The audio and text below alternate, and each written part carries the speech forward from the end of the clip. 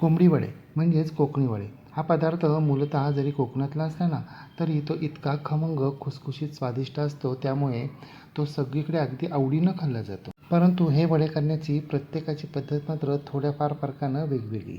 अगदी कोकणात सुद्धा हा पदार्थ थोड्याफार फरकानं वेगवेगळ्या भागांमध्ये वेगवेगळ्या पद्धतीनं केला जातो. एकदा का या वड्यांच्या भाजणीचं पीठ तयार करून ठेवलं ना तर जेव्हा केव्हा मनात येईल तेव्हा लगेचच या भाजणीच्या पिठापासून आपल्याला वडे तयार करता येतात. हो, परंतु त्यासाठी मात्र भाजणी आणि भाजणीचं पीठ अगदी परफेक्ट व्हायला हवं. हे कोंबडी वड्यांच्या भाजणीचं पीठ कसं करायचं तेच आज आपण पाहणार आहोत. फार वेळ न घालवता चला तर मग सुरुवात करूया आजच्या रेसिपीला. कोंबडी वड्यांची म्हणजेच कोकणी वड्यांची भाजणी आणि भाजणीचं पीठ.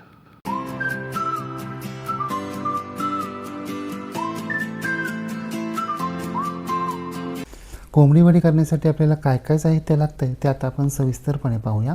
हे पहा, कोंबडी वडी करण्यासाठी इथे आपल्याला 4 वाट्या तांदूळ घ्यायचा आहे. 1 वाटी 125 ग्रामची आहे.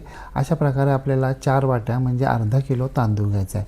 मी इथे रेशनिंगचा तांदूळ वापरला आहे, परंतु तुम्ही तुमच्याकडे उपलब्ध असलेला कोणताही जाड जुना तांदूळ वापरू शकता. या व्यतिरिक्त 1 वाटी ज्वारी, 1 वाटी बाजरी, 1 वाटी गहू, 1 वाटी हरभरा डाळ. मी जी वाटी वापरली आहे ना ती घरातील रेग्युलर आकाराची वाटी आहे आणि त्यामध्ये 125 ग्राम इतके जिन्नस बसतात. 1.5 वाटी पोहे घ्यायचेत. मी पाऊण अशा 2 वाट्या घेतल्यात, म्हणजे 1.5 वाटी पोहे घेतलेत. आपण कांदे पोहे करण्यासाठी जे पोहे वापरतो ना तेच पोहे आपल्याला इथे वापरायचेच. 25 ग्राम म्हणजे पाऊण वाटी धने, 10 ग्राम जिरे, 10 ग्राम बडीशेप, 5 ग्राम मेथीदाणे. म्हणजे आपण पोहे खाण्यासाठी जो चमचा वापरतो ना तो 1 चमचा मेथीदाणे आपल्याला घ्यायचे. कोंबडी वड्यांना जी खरी वेगळी चव येते ना ती या मेथीदाण्यांमुळेच. जे कायम खातात त्यांना माहिती आहे, परंतु जे नवीनच खाणारे असतात ना त्यांना ही मेथीदाण्यांची चव थोडीशी वेगळी आणि कडवट वाटते. त्यांनी थोडासा मेथीदाण्याचा वापर कमी केला तरी चालेल, परंतु वापरायचे मात्र नक्की. 10 ते 12 काळी मिरी, 10-12 लवंग. या व्यतिरिक्त आपल्याला 1 वाटी उडीद डाळ सुद्धा घ्यायची आहे. हे जे सगळे जिन्नस आपण घेतलेत ना यातले तांदूळ मी 3-4 वेळा पाण्यानं स्वच्छ धुवून घेतलेत.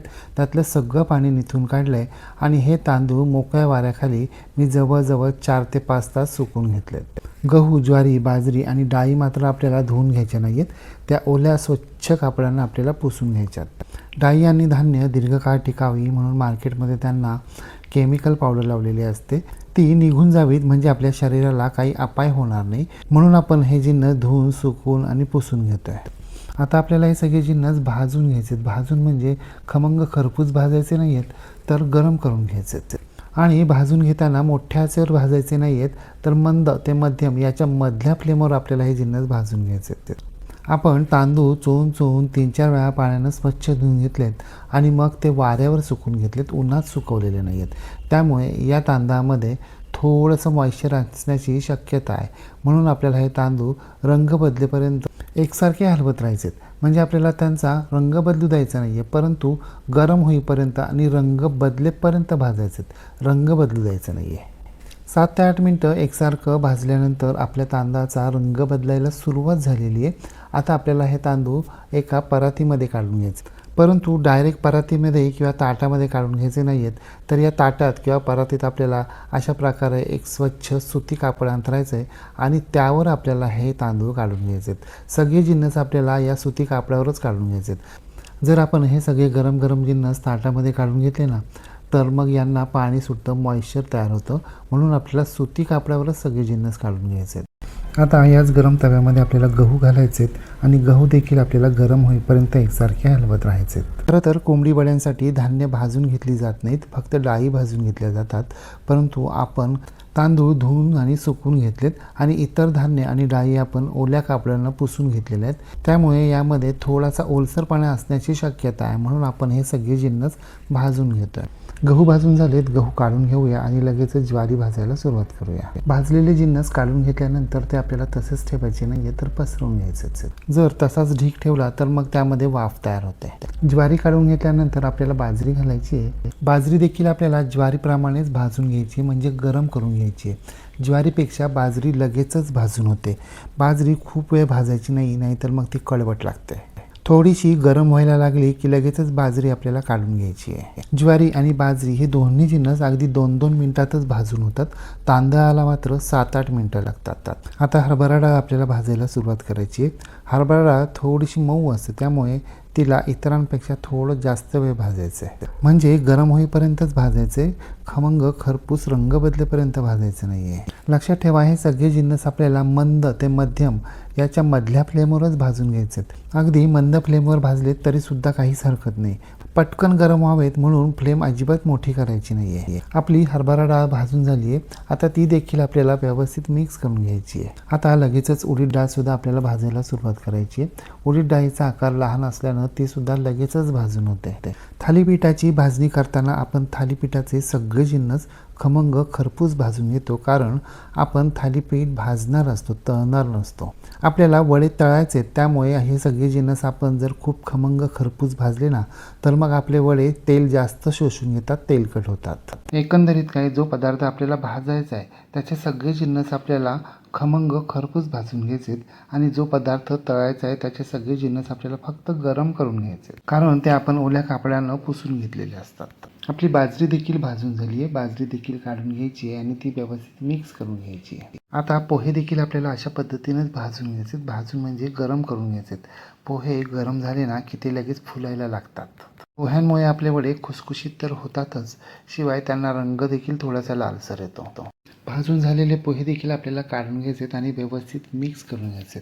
आता गॅस बंद करायचा आहे आणि तवा जितका गरम आहे ना तेवढ्यावरच आपल्याला सगळे खडे गरम मसाले भाजून घ्यायचे, गरम करून घ्यायचे. मी लोखंडाचा तवा वापरला आहे. लोखंडाचा तवा दीर्घकाळ गरम राहतो, म्हणून गॅस बंद करून हे सगळे जिन्नस तव्यावर मी गरम करून घेतो आहे. हे सगळे खडे गरम मसाले ना ते खूप वेळ गरम करायचे नाही, नाहीतर त्यांचा अरोमा उडून जाण्याची म्हणजे कमी होण्याची शक्यता असते. चुकून यामध्ये जर काही मॉइश्चर शिल्लक असेल ना तर ते उडून जावं म्हणून आपण फक्त हे गरम करून घ्यायचे. आपले सगळे जिन्नस व्यवस्थित गरम झालेत. आता ते देखील काढून घ्यायचे आणि व्यवस्थित मिक्स करून घ्यायचे. आपली कोंबडी वड्यांची भाजणी तयार झालेली आहे. आता ही भाजणी आपल्याला पूर्णपणे थंड करून घ्यायची. भाजणी पूर्णपणे थंड झाल्यानंतर आपल्याला ती एखाद्या स्टीलच्या डब्यात भरायची आणि गिरणीमध्ये दळायला द्यायची. भाजणी गिरणीमध्ये दळायला देताना त्यांना सांगायचं की हे कोंबडी वड्यांचं पीठ आहे, ते बरोबर त्याप्रमाणे दळून देतात. किंवा मग त्यांना सांगायचं भाकरीचं पीठ असतं ना त्यापेक्षा थोडंसं जाडसर द्यायचं, म्हणजे खरखरीत द्यायचं, म्हणजे आपला बारीक रवा असतो ना त्याच्यापेक्षा सुद्धा थोडंसं बारीक. शक्यतो भाजणी दळताना प्रत्यक्ष तिथे उभं राहायचे आणि स्वतः हातानं चेक करायचं. पीठ हाताला अगदी मऊ लागता कामा नये, थोडंसं खरखरीत लागायला हवं. आणि घरघंटीवर जर दळणार असाल तर 2 ते 3 नंबरच्या जाळीवर आपल्याला ही भाजणी दळायची आहे. किंवा मिक्सरवर देखील तुम्ही ही भाजणी बारीक करू शकता आणि नंतर चाळणीनं चाळून घेऊ शकता. मिक्सरवर सुद्धा ही भाजणी खूप चांगली दळली जाते. हे पहा, ही भाजणी गिरणीतून नुकतीच दळून आणलेली आहे. पाहताय ना आपल्या भाजणीच्या पिठाला रंग किती मस्त आलाय आणि हे पहा हाताला ती अगदी खरखरीत जाणवते. जसा भाजणी भाजताना घरभर दरवळ पसरला होता ना त्यापेक्षा कितीतरी अधिक दरवळ गिरणीमध्ये ही भाजणी दळताना पसरला होता.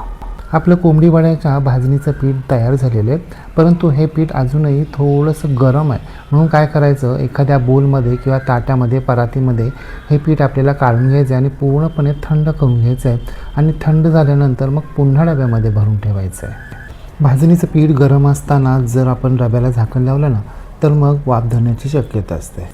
तसं पाहिलं तर ही मूलतः कोकणी रेसिपी आहे, परंतु सगळ्यांच्या पसंतीला उतरलेली आहे, त्यामुळे संपूर्ण देशभरात ही आवडीनं केली जाते. कोकणामध्ये सुद्धा वेगवेगळ्या भागात, वेगवेगळ्या गावात, वेगवेगळ्या शहरांमध्ये ही वेगवेगळ्या पद्धतीनं केली जाते. त्याचं प्रमाणही वेगवेगळं असतं. प्रमाणच कशाला, थोड्याफार फरकानं जिन्नसही थोडे वेगवेगळे असू शकतात.